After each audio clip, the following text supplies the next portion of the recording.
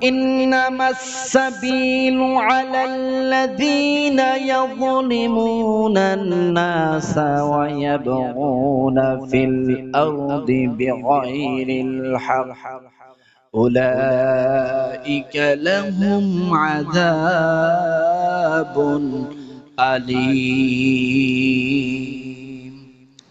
আল্লাহ পাক বলেন যারা অন্যায় ভাবে মানুষের উপর জুলুম করে অত্যাচার করে মানুষের টাকাগুলো ভক্ষণ করে মানুষের উপর অত্যাচার করে মানুষকে কষ্ট দিয়ে দেয় দুনিয়ার জীবনটা তার জন্য হবে লাঞ্ছনার।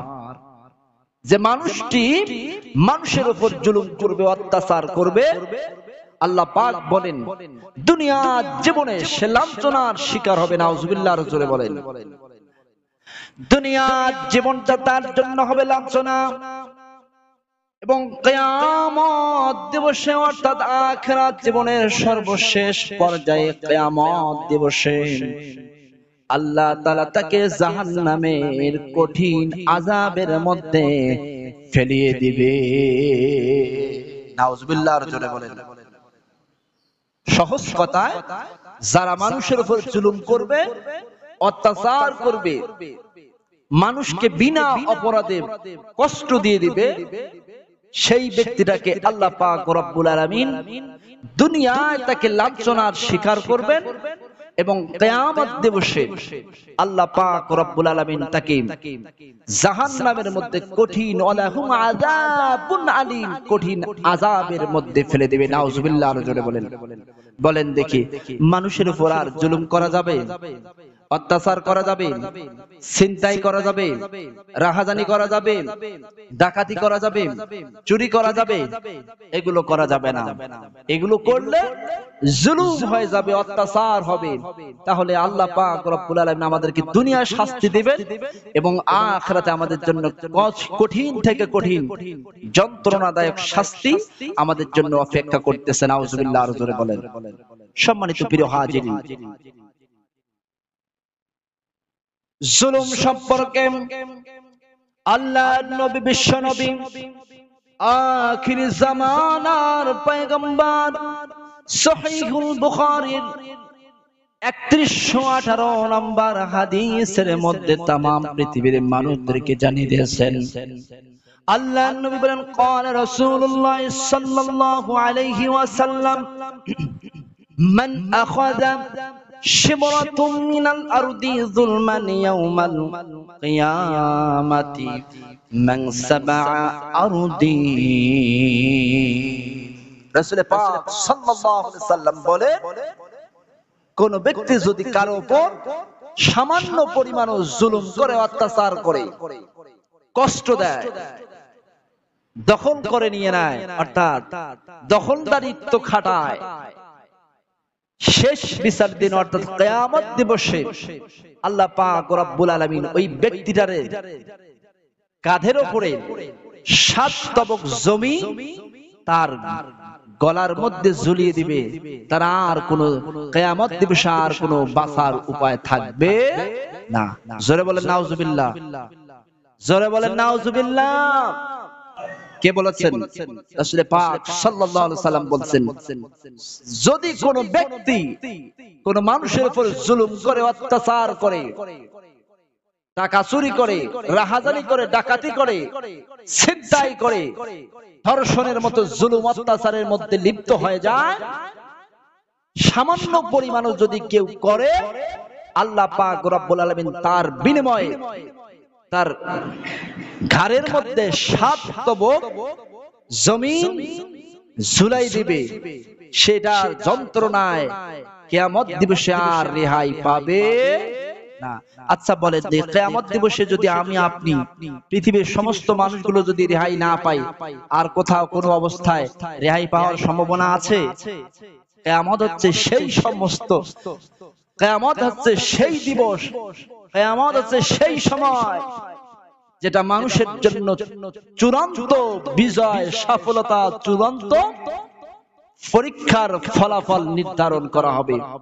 সেই কিয়ামত দিবসে যারা পাশ করে যাবে তারা অনন্তকাল কিয়ামত দিবসে যদি কেউ পাশ করে যায়, জান্নাতুন তাজরি মিন তাহতিহাল আনহার খালিদিনা ফিহা, চিরকাল অনন্তকাল কিয়ামত দিবসে যদি কেউ পাশ করে আল্লাহ তাআলা তাকে জান্নাত দিয়ে দিবে যার তলদেশে নহর প্রবাহিত থাকবে। সুবহানাল্লাহ, আর জোরে বলেন। আর কিয়ামত দিবসে যদি কোনো ব্যক্তি ফেল করে অকৃতকার্য হয়ে যায় তার আর বাঁচার কোনো সম্ভাবনা নাই, অনন্তকাল তাকে জাহান্নামের আগুনের মধ্যে পড়ে যেতে হবে। নাউজুবিল্লাহ, আর জোরে বলেন। আল্লাহ পাক রব্বুল আলামিন আমাকে আপনাকে কিয়ামত দিবসে সকলকে সাকসেসফুল অর্থাৎ পাশ করার তৌফিক দান করে। সকল বলে আল্লাহুম্মা আমিন। জোরে বলেন আল্লাহুম্মা আমিন। সম্মানিত হাজির, আসুন আমরা সকল প্রকার জুলুম থেকে হেফাজত থাকি। কেন রাসূল পাক সাল্লাল্লাহু আলাইহি সাল্লাম বলেছেন ইত্তাকু দাওয়াতাল মাজলুম। এখান থেকে একটা শিক্ষা নিয়ে নেন, তিন ব্যক্তির দোয়া আল্লাহর দরবারে এত বেশি কবুল হয়ে যায় যে ওই তিন ব্যক্তি যদি কোনো ব্যক্তির উপর অভিশাপ দেয়, বদদোয়া করে, বিনা পর্দায় আল্লাহ পাক রব্বুল আলামিন সেই দোয়া সঙ্গে সঙ্গে কবুল করে নেন। আল্লাহু আকবার বলেন। কয় শ্রেণীর মানুষ বললাম বলেন দেখি? তিন শ্রেণী। এক শ্রেণী হচ্ছে মা বাবা।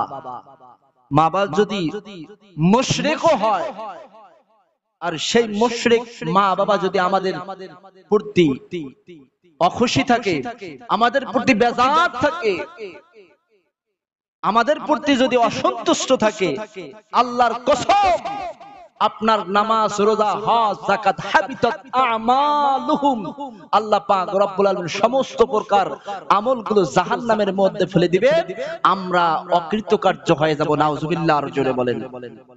তাহলে বলেন দেখি, মা বাবার সাথে ভালো আচরণ করা দরকার আছে না নাই? আমরা করব তো ইনশাআল্লাহ। যুবক ভাইদের দৃষ্টি আকর্ষণ করে বলতেছি, আমরা অনেকেই বিবাহ শাদী হওয়ার পরে মা বাবাকে ভুলে যাই, মা বাবাকে খাওয়ার জন্য আমরা চেষ্টা করি না। কিন্তু রাসূল পাক সাল্লাল্লাহু আলাইহি সাল্লাম বলেন, মা বাবা যদি তোমার মুশরিক হয় আর তোমার বিরুদ্ধে যদি কোনো প্রকার নালিশ করে, আল্লাহ পাক রব্বুল আলামিন সঙ্গে সঙ্গে সেটা কবুল করে নেন। আল্লাহু আকবার বলেন। আসুন সকলে মা বাবার বদদোয়া থেকে সকলে হেফাজত থাকলে সকলে বলে আল্লাহুম্মা আমিন। দুই নাম্বার, দুই শ্রেণীর মানুষ মুসাফির ব্যক্তি। আমাদের এলাকায় অনেক সময় মুসাফির ব্যক্তি আসে না? ঢাকা থেকে আসে, কুমিল্লা থেকে আসে, চট্টগ্রাম থেকে আসে।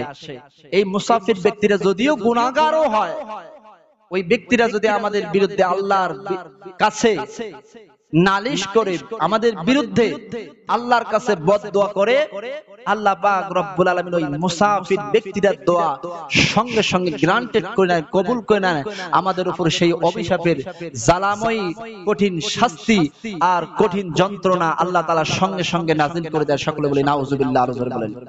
আসুন সকলেই মুসাফিরের বদদোয়া থেকে সকলে হেফাজত থাকি। আল্লাহ পাক রব্বুল আলামিন সকলকে বুঝার তৌফিক দান করুন। সকলে বলে আল্লাহুম্মা আমিন। তিন শ্রেণীর মানুষ। তিন নম্বর যে শ্রেণী, সেটি হচ্ছে মাজলুম ব্যক্তির দোয়া আল্লাহর দরবারে সঙ্গে সঙ্গে কবুল হয়, কবুল করে নিয়ে নেয়। সকলে বলে আল্লাহুম্মা আমিন। মাজলুম হচ্ছে ওই ব্যক্তি, আমরা যারা সহজ কথায় বলি, একজন মানুষকে আমি বিনা অপরাধে তাকে মারতেছি, তার উপর অত্যাচার করছি, জুলুম করতেছি, আমি হচ্ছি জালেম, আর যে মাইর খাচ্ছে তিনি হচ্ছেন মাজলুম ব্যক্তি। এই যে মাজলুম ব্যক্তি যদি আমাদের বিরুদ্ধে কোন প্রকার কখনো কোনো অবস্থায় বদদোয়া করে অভিশাপ দেয়, আল্লাহ পাক রব্বুল আলামিন সঙ্গে সঙ্গে সেই মাজলুম ব্যক্তির দোয়াটা কবুল করে নেন। সকল বলে আল্লাহুম্মা আমিন। আল্লাহ তাআলা আমাদেরকে বুঝার তৌফিক দান করুন। সকল বলে আল্লাহুম্মা আমিন। এইজন্য রাসূল পাক সাল্লাল্লাহু আলাইহি সাল্লাম পৃথিবীর মানুষদেরকে বলছেন, ইত্তাকু দাওয়াতাল মাজলুম, তোমরা জীবনের সর্বাবস্থায় মাজলুম ব্যক্তির বদদোয়া থেকে হেফাজত থাকবে। আর মাজলুম ব্যক্তি যদি তোমাদের বিরুদ্ধে কোনো প্রকার দোয়া করে, বদদোয়া করে, তোমাদের বিরুদ্ধে নালিশ করে, সঙ্গে সঙ্গে আল্লাহ পাক রব্বুল আলামিন সেই মজলুম ব্যক্তির দোয়াটাকে কবুল করে নেন। সম্মানিত হাজির, আসুন আমরা সকলেই মজলুম ব্যক্তির বদদোয়া থেকে সকলেই বিরত থাকার চেষ্টা করব। সকলে বলে আল্লাহুম্মা আমিন। জোরে বলেন আল্লাহুম্মা আমিন। মজলুম ব্যক্তিটাকে আমরা যেমন মারার সময় মনে করি মনে হয় আর কিছুই নাই, এর টাকা নাই, পয়সা নাই, এর ধন নাই, দৌলত নাই, আর কোন রকম কোন ধরার লোক নাই, একে দুইটা থাপ্পড় দিলে কি এমন ক্ষতি হবে, এরকম ভাবি না অনেকেই? এই ভাবার ফলে আমরা তাদের উপর জুলুম করি, অত্যাচার করি। জবান খুলে বলেন ঠিক না বেঠিক? কিন্তু আমার ভাইরা আমার লক্ষ্য করুন, মজলুম ব্যক্তির দোয়ার পাওয়ার কত বড়, কত বড় তাদের দোয়া পাওয়ার ছোট্ট একটি দৃষ্টান্ত নিলেই বুঝতে পারবেন। আমার ভাইরা আমার লক্ষ্য করুন, কিছুদিন আগের ঘটে যাওয়া একটি ঘটনা আপনাদেরকে বলতেছি। জায়গাটার নাম বলতেছি না, পাশাপাশি জায়গায় এই ঘটনাটা ঘটেছে। আমার ভাইরা আমার লক্ষ্য করুন, মানুষের উপর জুলুম করলে কি হবে, মানুষের উপর অত্যাচার করলে কি হবে। যুবক ভাইরা আমার, আমি আপনাদের হাতে ধরে বলি, পায়ে ধরে বলি, আজকে হয়তো বা আপনাদের শক্তি আছে, সামর্থ্য আছে, পাওয়ার আছে, এই ক্ষমতা দেখার ফলে মানুষের উপর জুলুম করতেছেন। একজন মানুষ পথচারী মানুষটা স্বাভাবিকভাবে হাঁটতেছে, সেই মানুষটার মোবাইলটা ছিনিয়ে নিচ্ছেন, টাকাগুলো নিয়ে যাচ্ছেন, এভাবে মানুষটাকে হত্যা করতেছেন, মানুষটাকে আহত করতেছেন। ও যুবক ভাই, আপনাকে বলি, এই শক্তি পাওয়ার, এই ক্ষমতা সারা জীবন চিরস্থায়ী থাকে না। জবান খুলে বলেন ঠিক না বেঠিক? আমার ভাইরা আমার লক্ষ্য কোন একজন যুবক রাস্তার মোড়ে, রাস্তার মোড়ে বসে বসে কান্না করতেছিল আর বলতেছিল স্বাভাবিকভাবে সমস্ত মানুষগুলোকে, পথচারী মানুষদেরকে বলতেছে, আমার মতো কেউ জালেম হইও না, আমার মতো কেউ অত্যাচারী হইও না, আমার মতো কেউ জুলুমকারী হইও না। এইভাবে যুবকটা সকাল থেকে সন্ধ্যা পর্যন্ত প্রথম দিন এইভাবে কান্না করলো। আমার ভাইরা আমার, দ্বিতীয় দিন আবার কান্না করলো। এইভাবে তৃতীয় দিন যখন এইভাবে কান্না করতেছে আর বলতেছে, আমার মতো জালেম কেউ হইও না, আমার মতো অত্যাচারী কেউ হইও না, আমার মতো খারাপ মানুষ কেউ হইও না, এইভাবে চিৎকার করে কান্না যখন করতেছেন, এলাকার মানুষেরা সকলে একত্রিত হয়ে গেল। কি এমন কারণে এই যুবকটা এইভাবে 3 দিন থেকে কান্না করতেছে আর চিৎকার করতেছে, আমার মতো জালেম হইও না, আমার মতো অত্যাচারী হইও না? কি এমন কারণে এই যুবকটা এরকম কাজ করতেছে? আমার ভাইরা আমার লক্ষ্য করুন, মানুষেরা একত্রিত হয়ে যুবকটাকে প্রশ্ন করলো, কি এমন কারণে তুমি বারবার বলতেছো আমার মতো জুলুমকারী হইও না, আমার মতো জালেম হইও না? ও যুবক, কি এমন কারণে তুমি এইভাবে বারবার শব্দ করতেছো? যুবক সঙ্গে সঙ্গে চাদরটা গায়ে দেওয়া ছিল, চাদরটা খোলায় দেখাই দিল, এই যে দেখো আমার হাত নাই, একটা হাতের কনি পর্যন্ত আমার কাটা হয়ে গেছে। কারণ হচ্ছে আমি তোমাদেরকে ঘটনা শোনাবো। আমার ভাইরা আমার লক্ষ্য করুন, যুবক ডাক দিয়ে বলল, কি এমন কারণে আমার ডান হাতের কোন পর্যন্ত কাটা হয়ে গেছে, তোমরা কি শুনতে চাও? আগন্তুক সকল মানুষগুলো জবাব দিল, হ্যাঁ হ্যাঁ, কি এমন কারণে তুমি এই শব্দগুলো বলতেছো, এই বাক্যগুলো বলতেছো, আর কি এমন কারণে তোমার ডান হাতের কোনি পর্যন্ত কাটা হয়ে গেছে, কি এমন কারণে তুমি একটু ঘটনাটা খুলে বলো।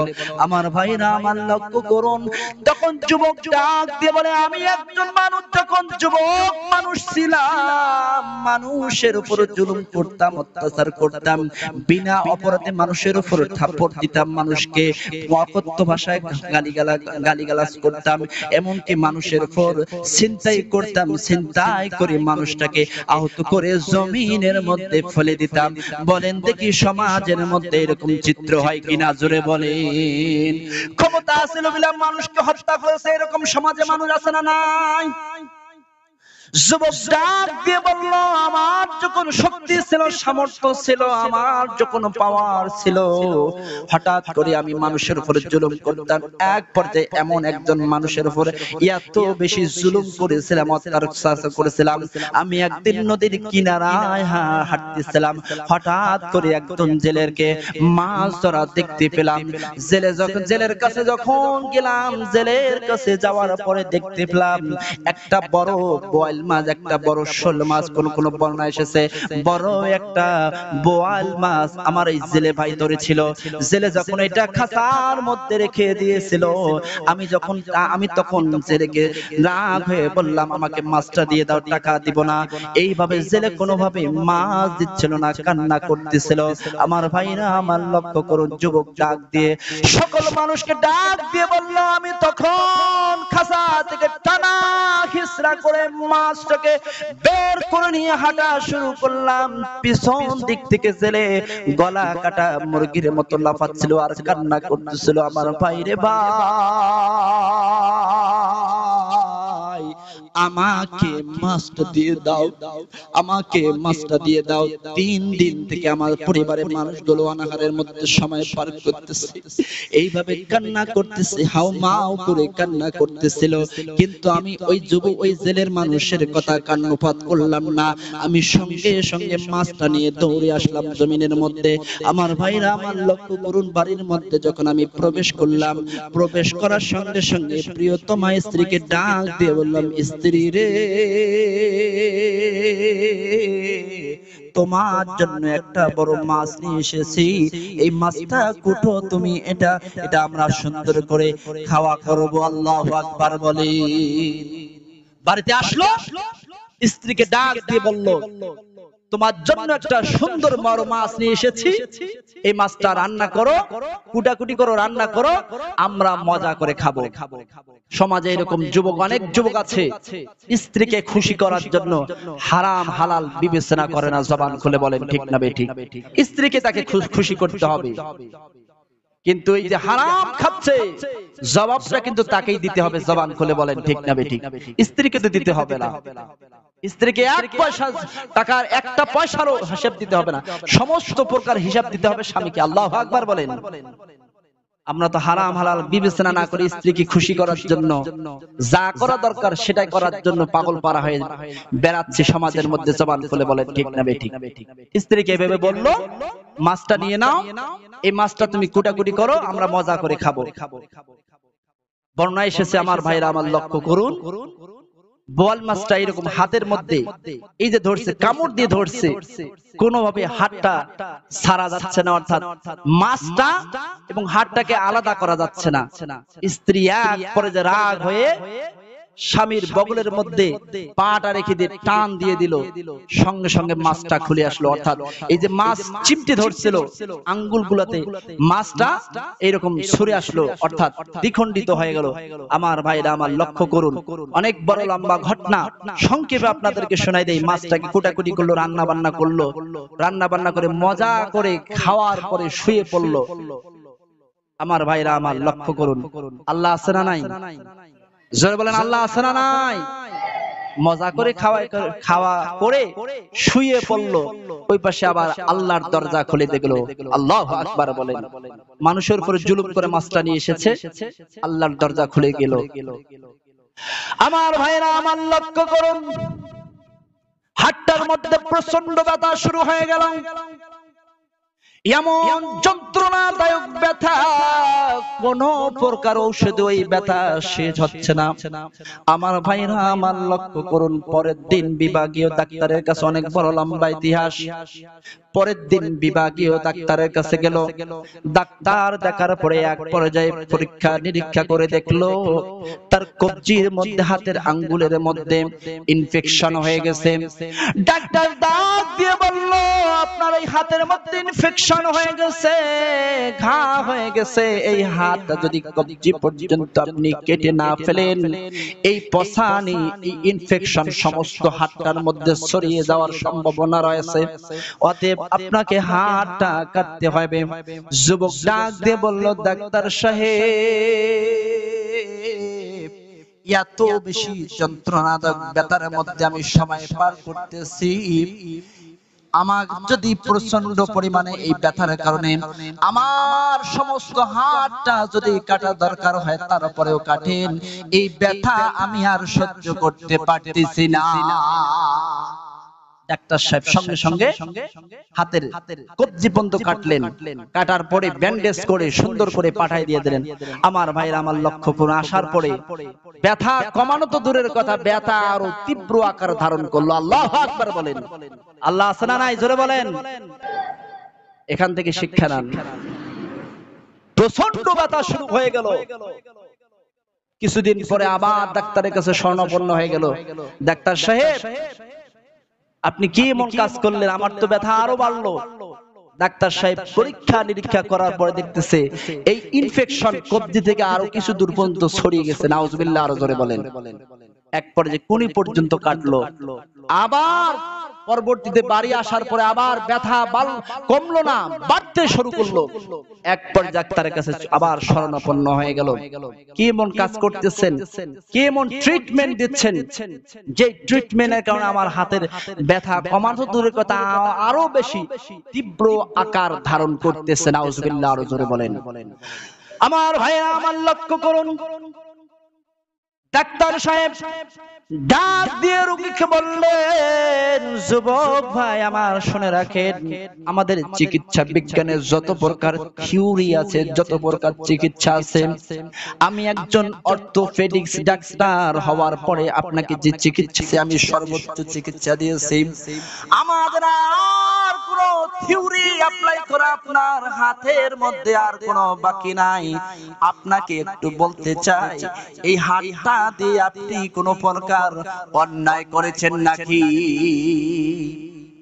যুবক ডাক দিয়ে ডাক্তারকে বললেন, ডাক্তার সাহেব এমন কোনো অন্যায় করি নাই, কিন্তু এই হাতটা দিয়ে আমি সব কিছু খুলে বলল। অর্থাৎ জেলের কাছ থেকে মাছ নিয়ে আসার ঘটনাটা খুলে বলল। আমার ভাইরা আমার লক্ষ্য করুন, ডাক্তার একজন বুঝবান মানুষ, একজন আল্লাহওয়ালা মানুষ। ডাক্তার রোগীকে ডাক দিয়ে বললেন, রোগীর ভাই শুনে রাখেন, আমাদের কাছে হাতটা তো দূরের কথা, আপনি যদি ওই জেলের কাছে হাত ধরে পা ধরে হোক, যেভাবে হোক মাপ নান, ক্ষমা না নান, আপনার শরীরের সমস্ত প্রকার শরীরের মধ্যে সমস্ত অঙ্গের মধ্যে পচানি ছড়িয়ে যাবে। আমাদের মতো ডাক্তার আপনাকে ভালো করতে পারবে না। আল্লাহু আকবার বলে। আমার ভাইরা আমার লক্ষ্য করুন, যুবক জোর দিয়ে জেলের কাছে যাওয়া শুরু করলেন। বাড়িতে দিয়ে খোঁজাখুঁজি করলেন, বাড়িতে খুঁজে পেলেন না।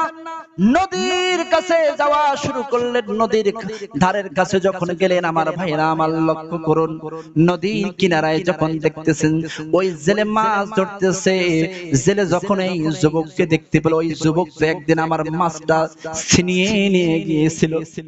যুবককে দেখার পরে জেলে দৌড়া শুরু করলো, মাছ যেভাবে হোক মাছ দেওয়া যাবে না।